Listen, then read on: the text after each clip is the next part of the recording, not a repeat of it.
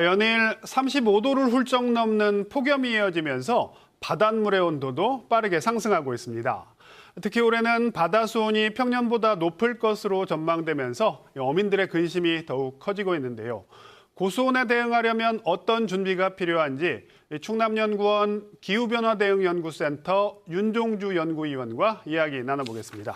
박사님 어서 오십시오. 네, 안녕하세요. 내포에서 멀리 대전까지 와주셨는데, 먼저 고수온의 기준은 무엇이고 또 고수온 현상이 해양 생태계에 어떤 영향을 미치는지 이거부터 좀 한번 짚어주시죠. 예. 네, 고수온이라는 용어는 바닷물의 온도가 25도 정도 되는 여름철 평균을 넘어서 28도 이상이 되는 상태를 말하는데요.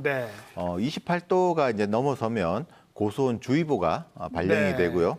그리고 28도 이상이 한 사흘 이상 지속되는 경우에 고수온 경보가 발령되게 됩니다. 작년 같은 경우는 이 고수온 주의보가 52일이라는 역대 최장 기간이 발령이 돼서 10월 2일까지 거기에 가을이라고 생각되는 그 시기까지 고수온이 지속된 사례가 있는데요. 그래서 올해도 이런 현상이 반복되지 않을까 굉장히 걱정을 하고 있습니다. 또 일부 해역에는 28도가 기준인 28도가 아닌 30도가 넘는 작년에는 34도까지 기록이 된 레코드된 게 있거든요. 바닷물 온도가 34도까지 올라갔어요. 네네, 최대는. 그래서 이제 30도가 넘으면 사실 이때 바다에서 생장할 수 있는 어류들이 굉장히 이제 생물이 살아갈 수 있는 그런 최대 온도가 보통 한 30도 정도라고 하는데요. 그 기준치를 넘어가기 때문에 언제든지 이제 생물들이 살아가기 어려운 그런 환경이 지속되고 있겠죠.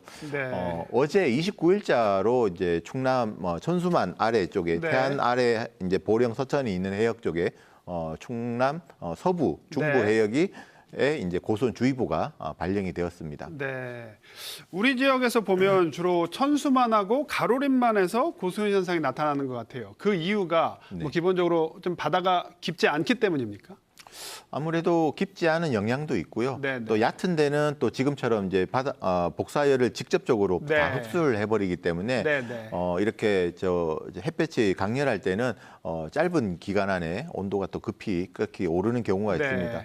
특히 이제 천수만하고 이제 가로림만에는 또 충남에 많은 양식 시설들이 좀 집중이 되어 있기 때문에 그런 피해가 좀 집중된다고 그렇게 볼 수도 있겠습니다. 양식 시설 얘기해 주셨으니까 지난해 충남에서 고수온 피해가 역대 최대 규모를 기록했죠. 97억 원 정도 피해가 났다고 그렇게 집계가 됐는데, 이렇게 한여름에 고수온이 계속되면 우리 지역 수산업에 장기적으로 큰 영향을 미칠 수밖에 없을 것 같은데. 그렇죠. 수산업 하면 이제 잡는 업과 기르는 업으로 나눌 수가 있는데, 이제 잡는 업 같은 경우는 그런 경우에도 수온이 오르면은 여러 가지 피해가 있는데 어패류의 이제 산란이나 또 그런 또 산란 이후에 치어가 생장하는 그런 환경에 굉장히 좀 취약한 그런 환경이 조성되기 때문에 고수온이 끝난 이후에도 이런 수산업의 생산량에 좀 악영향을 미칠 수밖에 없겠죠.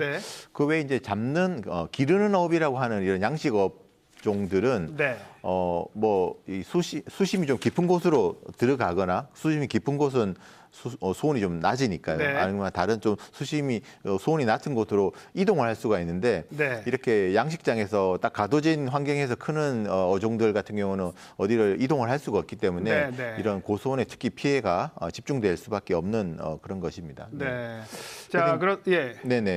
그래서 이제 이런 안 그래도 이제 전체적으로 기후 변화가 이제 진행이 되면서 난류성 어종들이 이제 북상을 하면서 충남에서도 이제 제주도에서만 잡혔던 이런 어종들이 이제 우리 서해안에서도 굉장히 많이 잡히고 얼마 전에 동해안에 또 참다랑어떼가 나타났잖아요. 참치떼가. 이것도 사실 우리나라까지 잘 오는 어종이 아닌데. 사실 이제 동해안에 방어가 가장 많이 잡힌 어종으로 잡힌 지는 5년 이상이 되었고요. 우리 서해에도 방어, 다랑어, 사실 홍어 같은 것도 전라도에서 많이 잡힐 것 같지만 사실 충남에도 굉장히 많이 잡히고 있습니다. 홍어가 이제 충남까지 올라왔습니까? 굉장히 많이 잡히고 오징어도 동해 가지 마시고 서해 오징어업이 굉장히 지금 태안 신진도항을 위주로 발달할 정도로 난류성 어종들이 이 서해안으로 굉장히 많이 왔기 때문에 좀 더 풍요로운 바다가 되었다고 보실 수는 있는데 이런 양식업 측면에서는 좀 관리가 중점적으로 좀 필요한 이유기도 합니다. 얼마 전에 뉴스를 보니까 이 전남 해안에 계신 양식업자분들은 거기도 이제 바닷물이 뜨거운가 봐요. 그러니까 조피볼락들을 그냥 다 방류해 주시더라고요. 우리 충남 같은 경우도 조피볼락 우럭을 많이 양식을 하고 있는데 이런 고수온 경보가 지속되면 30도 이상의 이런 온도가 며칠씩 지속되는 경우에는 사실 거의 언제 죽어도 이제 양식 폐사가 발생해도 이상하지 않은 그런 시점이기 때문에 그런 급값이 계속될 경우에는 최악의 경우는 이제 어느 정도 보상을 해주는 조건으로 바다에 방류한 사례도 충남에도 있습니다. 충남도. 네네네. 자, 이렇게 고수온이 일상이 되고 있는데 그렇다면 어민들로서 취할 수 있는 가장 중요한 대응책, 가장 시급한 대응책 뭐라고 얘기해 주시겠습니까? 일단 뭐 금어기 기간이기 때문에 지금은 많은 어종들을 지금 뭐 잡는 업을 나가시지는 않는데 이제 기르는 업, 양식장업에서 굉장히 중요한 대응책이 필요하겠습니다.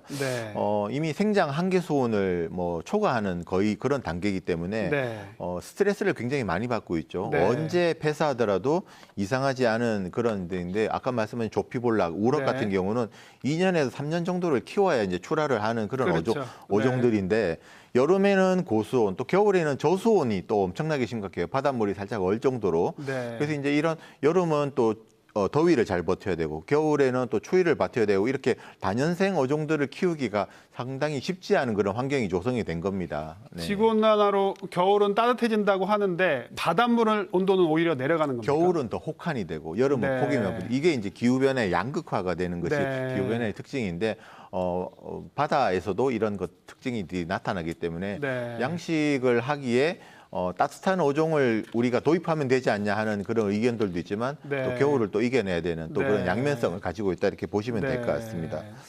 양쪽으로 다 어려워지는군요. 자, 마지막으로 그렇다면 박사님 그 장기적인 관점에서 저희가 지금 가장 시급히 준비해야 되는 정책 또 어떤 준비가 필요하다면 뭐가 있을까요? 그렇죠. 아무래도 고수온 시기에는 이렇게 수온의 변화를 면밀하게 예찰을 하고 관찰을 하고 거기에 따라서 이제 뭐 충남도와 그 시군이 같이 고수온 대응 체계를 협력을 해서 양식장 관리를 강화하는 것이 이제 필요하고요. 일시적으로는 먹이 공급을 중단하고 용존산소를 직접적으로 공급하는 등의 양식장 환경 개선을 직접적으로 실시하고 뭐 아주 긴급 시에는 바다로 이제 바로 방류하는 그런 정책을 또 해서 대량 폐사의 피해를 덜 발생시키는 그런 쪽으로 대응을 좀 이제 하는 것이 필요하다고 봅니다. 굉장히 이런 사태가 매년 반복되고 있다는 것이 상당히 좀 가슴이 아프고요. 지금 실제로 기후변화가 지금 바다 해수온이 굉장히 뜨거운 역대에서 가장 뜨거운 1, 2, 3, 4위가 바로 2021년부터 2024년까지였습니다. 바로 직전의 4년이 역대 가장 뜨거운 바다였다는 것이죠. 이런 현상을 봤을 때 올해도 그 추세는 계속 이어질 것이다라고 전망을 하고 있는 것입니다. 고수온을 이제 저희가 상수로 받아들여야 되겠군요. 알겠습니다, 박사님. 오늘 말씀은 여기까지 듣겠습니다. 고맙습니다. 감사합니다.